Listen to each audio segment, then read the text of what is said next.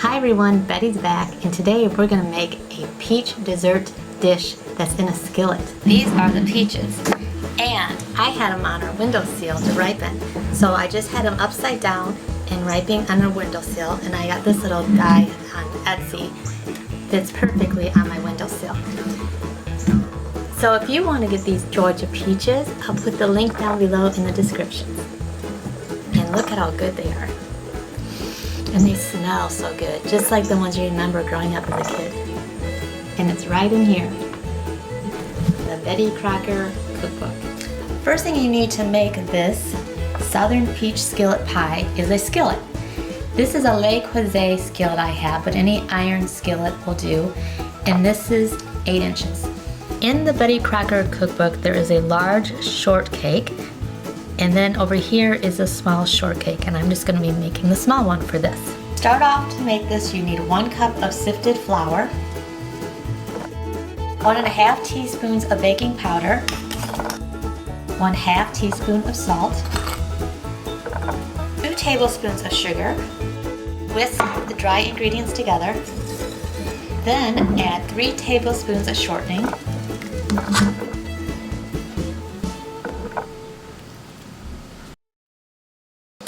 Incorporate this into the flour. Then add 1/3 or 1/2 cup of milk. And I'm going to first start with just 1/3 cup.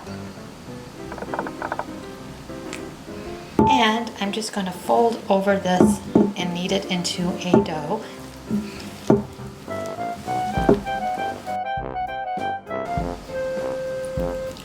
So about a tablespoon.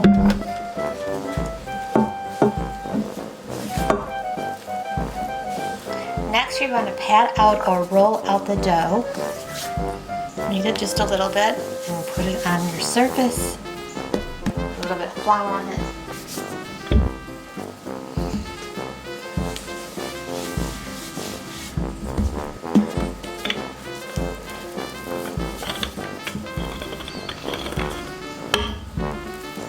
You want to roll it out 1/4 inches thick.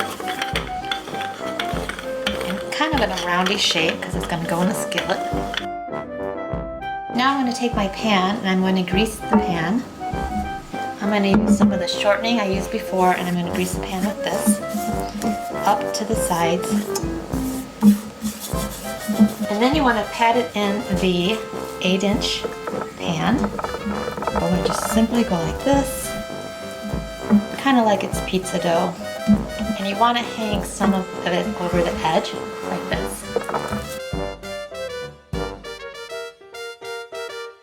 Now you want to add 4 fresh peaches or 6, depending on the size of peaches you have.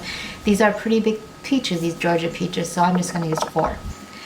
And I'm going to want to peel and slice them. So I have a paring knife here that I'm just going to peel around the peaches with, just like you would an apple.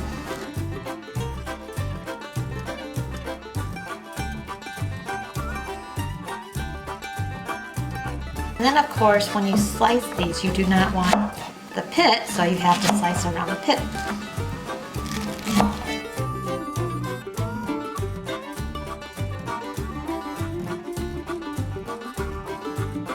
And then of course, just put your peaches in the center here and all around.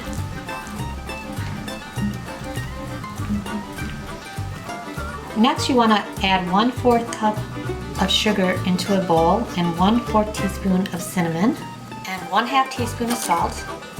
Just stir this together.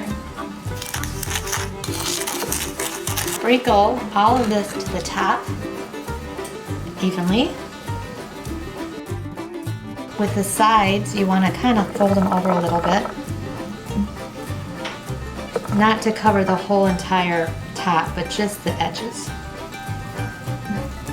Lastly, dot with 1½ tablespoons of butter. So this is just room temperature butter, and I'm going to put 1½ tablespoons on the top, here and there. And then you bake this whole entire skillet into the oven at a hot oven temperature of 425 degrees Fahrenheit. It should bake for 25 minutes.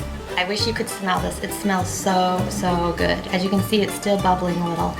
And this is after 25 minutes in the oven, and it looks absolutely perfect. I had some leftover streusel from my blueberry muffins I made yesterday, so I decided to put some of that over the top of the pie. I'll put down the link below how to make this, and also I'll put the recipe for it. And I'm gonna just stick this in the oven for 10 more minutes. This is with the baked streusel on top. And a warning to when you do make this, it is super heavy. This pan is extremely heavy, so I can't just lift it like this. It's super heavy, so I have to take a hot pad and put it on the bottom and lift it with both hands, and of course with your hot pad. The reason it's so heavy is just because the dish itself is heavy, and of course the skillet is heavy. You might want to wait till it's cool, or you can serve it warm. It is still warm, so I'm going to cut it into it when it's warm. And if you serve it warm, of course it'd be really good with vanilla ice cream on top. If you serve it a little cooler, it would be good with whipped cream on top. But of course, if you serve it warm, you don't want to put whipped cream on top, because then it would just melt. So I'm just going to cut into it now. And the crust is super thin, so it's a lot thinner than normal crust. And if you want it a little thicker, of course, you can always make more crust. And it's pretty runny yet since it hasn't set, because it's still warm, so keep that in mind.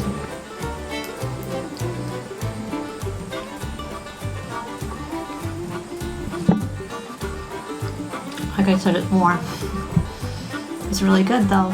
It tastes exactly like I thought it would, and what my memories are from my grandma making this, and very highly recommend, just exactly how it is, or with ice cream on it, or with whipped cream. So thanks for watching, and I hope you watch my next video.